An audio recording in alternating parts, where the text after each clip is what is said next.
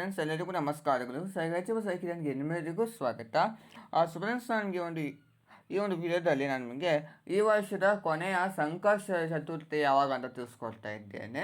ಹಾಗೆ ಸಂಪೂರ್ಣವಾದ ಒಂದು ಪೂಜಾ ವಿಧಾನ ಮತ್ತು ಚಂದ್ರೋದಯ ಸಮಯ ಯಾವಾಗ, ಇನ್ನು ಕೆಲವೊಂದು ಮಾಹಿತಿಯನ್ನು ಕೊಡ್ತಾ ಇದ್ದೇನೆ. ಬರೀ ನೋಡೋದಂತೆ ಈ ವರ್ಷದ ಕೊನೆಯ ಸಂಕಷ್ಟ ಚತುರ್ಥಿ ನಮಗೆ ಇದಾಗಿದೆ. ಯಾಕಂದರೆ ನಮಗೆ ಯುಗಾದಿ ಹಬ್ಬ ಹೊಸ ವರ್ಷ ಆಗೋದ್ರಿಂದ ಯುಗಾದಿ ಹಬ್ಬಕ್ಕೆ ಮುನ್ನ ಈ ಕೊನೆಯ ಸಂಕಷ್ಟ ಚತುರ್ಥಿ ಬಂದಿದ್ದರಿಂದ ನಾವು ಇದನ್ನು ವರ್ಷದ ಕೊನೆಯ ಸಂಕಷ್ಟ ಚತುರ್ಥಿ ಅಂತ ಆಚರಿಸುತ್ತೇವೆ. ಈ ಸಂಕಷ್ಟ ಚತುರ್ಥಿಗೆ ನಾವು ಬಾಲಚಂದ್ರ ಸಂಕಷ್ಟರ ಚತುರ್ಥಿ ಅಂತ ಕರೆಯುತ್ತೇವೆ. ತುಂಬಾ ಒಂದು ವಿಶೇಷವಾಗಿ ನಾವು ಇದನ್ನು ಆಚರಣೆ ಮಾಡಬೇಕಾಗಿರುತ್ತದೆ. ಈ ಸಂಕಷ್ಟ ಚತುರ್ಥಿಗೆ ಕೆಲವರ ಒಂದು ಗೊಂದಲಗಳು ಸಹ ಇವೆ.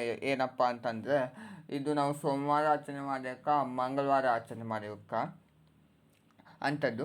ಸೊ ಅದರಿಂದ ಸಂಪೂರ್ಣವಾದ ಒಂದು ಮಾಹಿತಿಯನ್ನು ಕೊಡ್ತಾ ಇದ್ದೇನೆ. ಈ ಸಂಕಷ್ಟ ಚತುರ್ಥಿ ನಮಗೆ ಇರುವಂಥದ್ದು ಫಾಲ್ಗುಣ ಮಾಸದ ಕೃಷ್ಣ ಪಕ್ಷದ ಚತುರ್ಥಿ ತಿಥಿ ನಮಗೆ ಪ್ರಾರಂಭವಾಗುವಂಥದ್ದು 17ನೇ ತಾರೀಕು ಸೋಮವಾರ ಸಂಜೆ ರಾತ್ರಿನೇ 7:34 ಪ್ರಾರಂಭವಾದರೆ 18ನೇ ತಾರೀಕು ಮಂಗಳವಾರ ರಾತ್ರಿ 10:10 ಮುಕ್ತಾಯಗೊಳ್ಳುತ್ತದೆ. ಸೊ ನಾವು ಒಂದು ಚಂದ್ರೋದಯದ ತಿಥಿ ಗಣನೆ ತೆಗೆದುಕೊಂಡು ಸಂಕಷ್ಟ ಚತುರ್ಥಿ ಅಂದರೆ ಈ ಬಾಲಚಂದ್ರ ಸಂಕಷ್ಟದ ಚತುರ್ಥಿಯನ್ನು ನಾವು 17ನೇ ತಾರೀಕು ಸೋಮವಾರ ಆಚರಣೆ ಮಾಡಬೇಕಾಗಿರುತ್ತದೆ.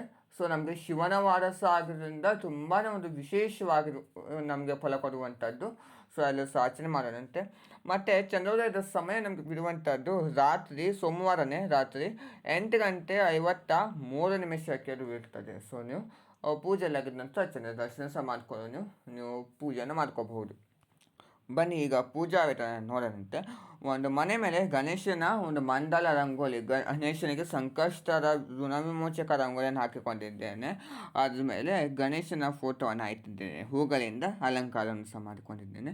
ಹಾಗೆ ಅದು ದೀಪವನ್ನು ಸಹ ಹಚ್ಚುತ್ತಿದ್ದೇನೆ. ಮತ್ತು ಮತ್ತೊಂದು ಪೀಠದ ಮೇಲೆ ನಾನು ಸ್ವಸ್ತಿಕ್ ಚಿಹ್ನೆಯನ್ನು ಬರೆದು ಒಂದು ತಾಮ್ರ ಪ್ಲೇಟನ್ನು ಇಟ್ಟಿದ್ದೇನೆ. 5 ಎಕ್ಕದ ಎಲೆಯನ್ನು ನಾನು ಇಟ್ಟಿದ್ದೇನೆ. 5 ಎಕ್ಕದ ಎಲೆಗೆ ಸಹ 5 ಕಡೆ ಬರುವ ಹಾಗೆ, ಅಂದರೆ ತುದಿ ಮೇಲೆ ಸ್ವಲ್ಪ ಶ್ರೀಗಂಧ ಅರಿಶಿನ ಕುಂಕುಮವನ್ನು ಹಚ್ಕೊಂಡು ಮತ್ತೊಂದು ಎಕ್ಕದ ಎಲೆ ಮೇಲೆ ನೀವು ಸ್ವಸ್ತಿಕ್ ಚಿಹ್ನೆ, ಶ್ರೀಗಂಧದಿಂದ ಸ್ವಸ್ತಿಕ್ ಚಿಹ್ನೆಯನ್ನು ಬರೆದು ಅಕ್ಷತೆಯನ್ನು ಹಾಕಿ ಗಣೇಶನನ್ನು ಸ್ಥಾಪನೆ ಮಾಡಬೇಕು. ಗಣೇಶನ ನೀವು ಬೆಳ್ಳಿ, ಹಿತ್ತಾಳೆ, ಪಂಚಲೋಹ ಯಾವುದಿರ್ತದೋ ಅದನ್ನೇ, ಇಲ್ಲಾಂದರೆ ಎಕ್ಕದ ಗಣಪತಿ ಸಹ ನೀವು ಇಟ್ಟು ನೀವು ಪೂಜೆ ಮಾಡ್ಕೋಬಹುದು. ಸ್ಥಾಪನೆ ಮಾಡಿಕೊಂಡು ಹೂಗಳಿಂದ ಅಲಂಕಾರ ಮಾಡಿ, ನಾನು ಈ ಸಲ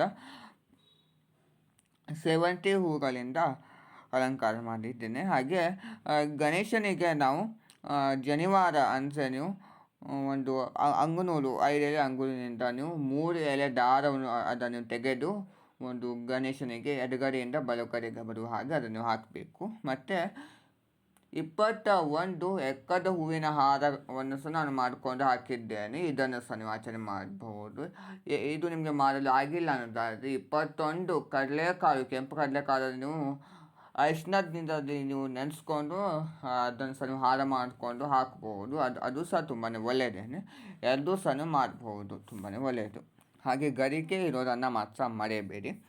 ಮತ್ತು ದೀಪಾರಾಧನೆ ಅನ್ನೋದಾದರೆ ಒಂದು ಹಿತ್ತಾಳೆ ಪ್ಲೇಟ್ ಮೇಲೆ ನೀವು ನೋಡ್ತಾ ಇರಬಹುದು 5 ಎಕ್ಕದೆಲೆಯನ್ನು ಇಟ್ಟಿದ್ದೇನೆ. ಸ್ವಸ್ತಿಕ್ ಚಿಹ್ನೆಯನ್ನು ಸಹ ಬರೆದಿದ್ದೇನೆ 5 ಎಕ್ಕದೆಲೆಗೆ ಸಹ. ಹಾಗೆ ಮಧ್ಯಭಾಗದಲ್ಲಿ ನಾನು ಅಕ್ಷತೆಯನ್ನು ಹಾಕ್ಕೊಂಡು ಒಂದು ದೀಪವನ್ನು, ಹಿತ್ತಾಳೆ ದೀಪವನ್ನು ಇಟ್ಟಿದ್ದೇನೆ. ನೀವು ಪಂಚಮುಖಿ ಮಣ್ಣಿನ ದೀಪ ಇಟ್ಟರೆ ತುಂಬಾ ಒಳ್ಳೆಯದು. ನಾನು ಹಿತ್ತಾಳೆ ದೀಪವನ್ನು ಇಟ್ಟಿದ್ದೇನೆ. 10 ಬತ್ತಿ 5 ಬತ್ತಿಗಳನ್ನು ಮಾಡಿ, ಅಂದರೆ 2 ಬತ್ತಿ 1 ಬತ್ತಿಗಳನ್ನು ಮಾಡಿ 5 ದಿಕ್ಕಕ್ಕೂ ಸಹ ನೀವು ಹಾಕ್ಕೊಂಡು ತುಪ್ಪವನ್ನು ಹಾಕಿ, ಇಲ್ಲವಾದಲ್ಲಿ ಕೊಬ್ಬರಿ ಎಣ್ಣೆಯನ್ನು ಹಾಕಿ ನೀವು ಹೂಗಳಿಂದ ಒಂದು ಅಲಂಕಾರ ಮಾಡಿಕೊಂಡು ಗರಿಕೆಯನ್ನು ಸಹ ಸ್ವಲ್ಪ ಮಟ್ಟಿಗೆ ಇಟ್ಟು ನೀವು ದೀಪಾರಾಧನೆ ಮಾಡ್ಕೋಬಹುದು. ಈ ರೀತಿ ದೀಪ ನಿಮ್ಮ ಮನೆಯಲ್ಲಿ ಇಲ್ಲದೆ ಹೋದಲ್ಲಿ 5 ಮನೆ ದೀಪ, ಇಲ್ಲವಾದಲ್ಲಿ 5 ಹಿತ್ತಾಳೆ ದೀಪ, ಬೆಳ್ಳಿ ದೀಪ ಸಹ ನೀವು ಹಚ್ಚಬಹುದು. ಈ ಥರ ಸಹ ದೀಪಾರಾಧನೆ ಮಾಡಬಹುದು.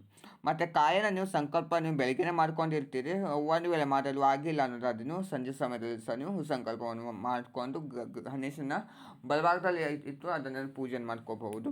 ಮತ್ತು ತಾಂಬೂಲ ಎಲೆ ಅಡಿಕೆ ದಕ್ಷಿಣ ಹಾಗೆ ಕಿತ್ಲೆ ಹಣ್ಣನ್ನು ಇಟ್ಟಿದ್ದೇನೆ. ಮತ್ತು ಪ್ರಸಾದಕ್ಕೆ ಅಂತ ನಾನು ಅವಲಕ್ಕಿ, ಬೆಲ್ಲ ಅಷ್ಟನ್ನು ಇಟ್ಟಿದ್ದೇನೆ. ಹಾಗೆ ಹಣ್ಣುಗಳು 2-3 ರೀತಿ ಹಣ್ಣುಗಳನ್ನು ಸಹ ನೀವು ಇಡಬಹುದು. ಅದು ನಾನು ಬಾಳೆಹಣ್ಣನ್ನು ಇದ್ದೇನೆ. ಮತ್ತು ತೀರ್ಥವನ್ನು ಸಹ ಒಂದು ಸಿರಿತನ್ನು ಮಾಡ್ಕೊಳ್ಳಿ.